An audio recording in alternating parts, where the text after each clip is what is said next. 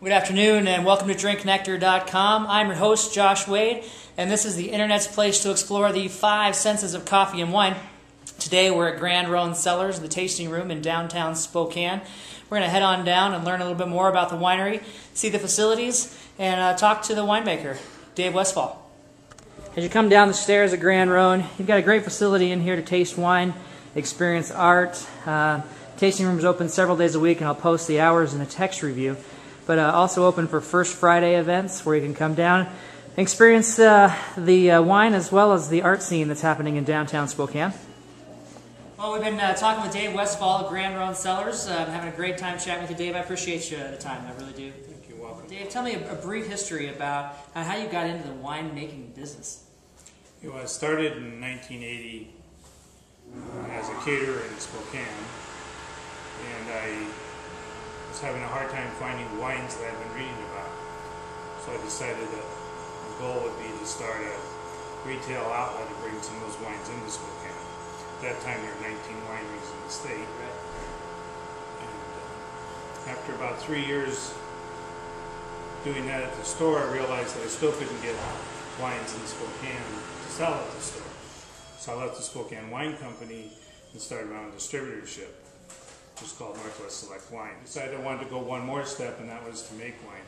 I've been going to California and working with some of the great winemakers like David Ramey and Dominus, learning about the crush and the harvest.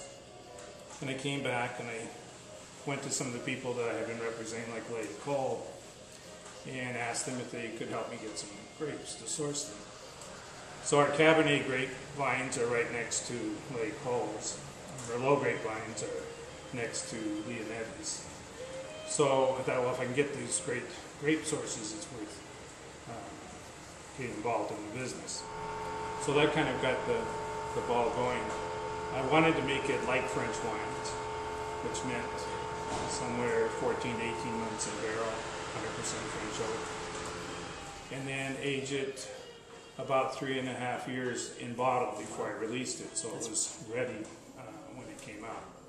So I guess it started from catering and the love of food and pairing it with wine to sort of going the full circle, retail, wholesale, and then making wine. Would you ever have thought, those many years ago, was it 23 years ago, that as a caterer who couldn't find wine, you'd end up being a winemaker? You've got a great space here in Spokane, and this is a tasting room that features obviously your wines, but you also have licenses to distribute or to taste other wines. What other winemakers do when someone comes in to taste that they can experience here? So we started a lobbying effort, and the first cooperative wine tasting room was in Seattle, Pikes Market, and we were the second one in the state.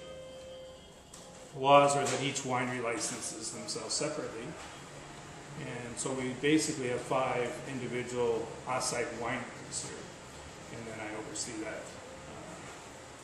We have each of the wineries try to come up here sometime during the year, once or twice, and do tastings with our customers. We do education classes. We do wine and food pairings.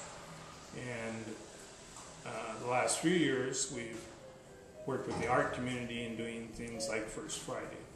So we bring art, wine, and food together. And then recently you've opened up, and we'll show this in a little bit, you've opened up a new space here called the Last Drop, and it's a space where you can have some small event facilities, right? All right, a new addition just adjacent to the tasting room is a meeting and events facility called the Last Drop, maintained separately from the tasting room, a place where businesses and small events, small wedding receptions can have catered events in this area and get their own license for distributing alcohol and experience this great underground kind of cellar, if you will, down here next to the tasting room. Now, since you've been in the business a long time, you have lots to write about, and you recently wrote a book. Tell us a little bit about the book here that you wrote. Well, the book is sort of the 30 years of being in the wine business. I co-authored this with a friend, Sam Lang, who the week that I started a retail wine store in town, he started purchased a rival retail store. So for many years we paralleled. When I went into wholesale, he went over and became the wine steward at Beverly's for 17 years. So we took all of our ideas about wine and food and put them in the book. So, it's about Walla Walla, Spokane, and Northern Idaho. We both love food, we both like wine, and we like all kinds. So the concept of the book is when you go to Walla Walla, you can go to taco wagons during the day when you're tasting wine, and great gourmet restaurants in the evening. So that's all part of the book. And I have a few quotes and wine facts in there. And it's, I think, the only wine book that quotes Chief Joseph and the movie Ratatouille. Well, on that, what are we going to taste today? Something you're excited about? So today about? we're going to do the Grande Ronde Seven Hills Vineyard Cabernet Sauvignon. 100% Cabernet. The vines are 25 years old. This particular vineyard has, part of the vineyard, the old block has produced this, the last three vintages have been 90, 90, and 92 in the wine spectator. Wow. What do you like about this particular release? Well, this one has got two things going for it. To start, great acid and pH and balance with the fruit. So I think it has a lot of longevity. This is our 2003, and it's just released this past year.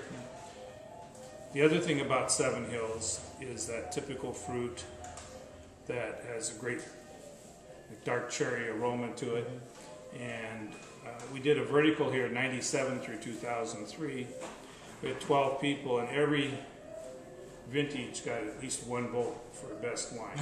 So the consistency and the ability to age, to me, is really important.